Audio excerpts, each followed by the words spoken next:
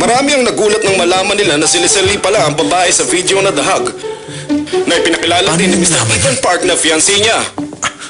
Si Mr. Ethan Park, ang apo ni Chairman Nestor Park ng Dehan Group na nasasangkot din ngayon sa isang meeting tayo! Uy, Ethan! Kung maibabalik ang Imperial Family... Napanood mo yung balita? Umalis ka na dyan sa inyo. Pumunta ka sa lugar na wala makakakita sa'yo. Susunod ako. Ano? Sa school?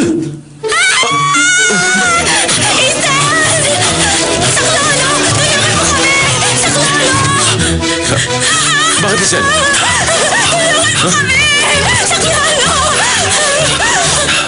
Hello? Ano nangyayari? Dali, abutan na tayo!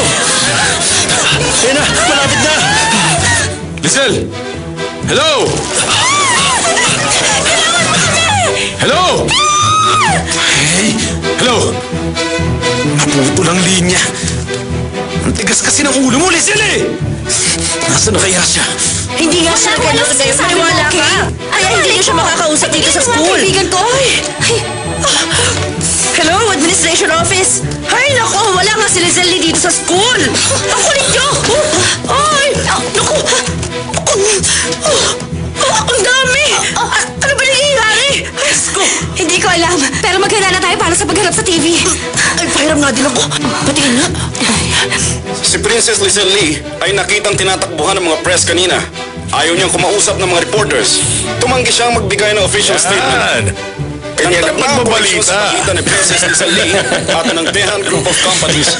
Kino-question namin ngayon ang motibo. Siguradong kinakabal niya ng presidente natin. Hindi niya ang lahat ng kayamanan niya sa pamahalaan at mamamayan kung maibabalik ang Imperial Family. Pinagsususpechahan na siya na ginagamit niya ang pera ng Imperial Family sa money laundering. Inaasahan ng lahat na magsisimula na ang investigasyon sa kasong ito at siguradong madadamay ang lahat ng sumusuporta kay Chairman Park. Ilang matataas na opisyalis ng pamahalaan ang pinaghihinalaan na rin nakasabwat sa anomalyang ginawa niya. Sino? Sinong gumawa nito? Huminahon po kayo. Bakit hinayaan mo mangyari ito? Aayusin ko ang problemang ito. Dadalhin ko na dito ang mahal na prinsesa. Siguradong may kilalaman dito si Ethan. Hanapin mo siya at dalhin sa akin.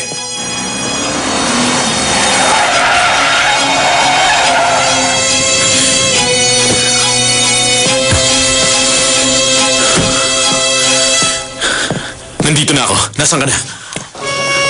Oo nga. Ito na siya! Dali! Tara!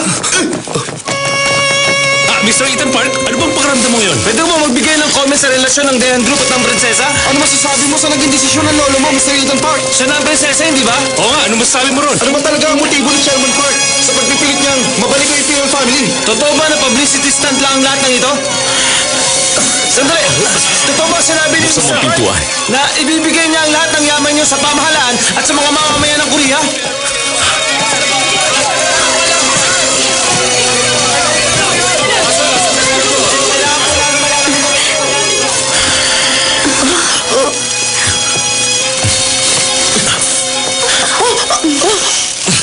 Lumabas na kayo!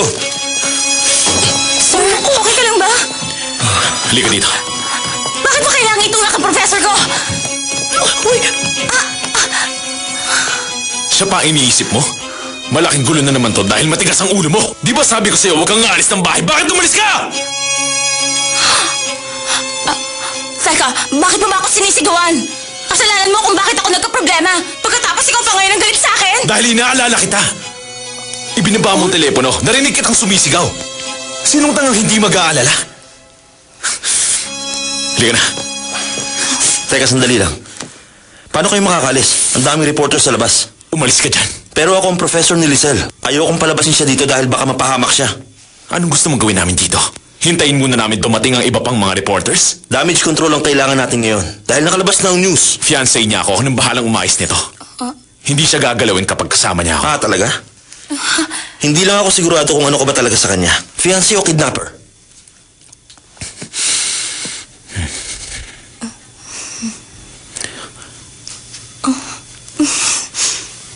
Wala namang eroplano naghihintay sa inyo papuntang Egypt, diba? Hindi nyo kailangang umalis ngayon ng marami pang reporters sa labas. Egypt. Paano niyo nalaman ang tungkol doon? Professor Nam, ang nangyari, mas mabilis na nakarating sa kanya ang sulat ko kaysa sa inaasahan ko. Ano? Pati siya sinulatan mo rin. Anong sinabi mo sa kanya? Oo, hindi ko pwedeng sabihin. Huwag mo na itanong. Personal yun, kaya hindi ka dapat magalit sa kanya. Pinadalhan niya ako ng love letter. Love letter pala yun? Naku, yari ang kaibigan ko.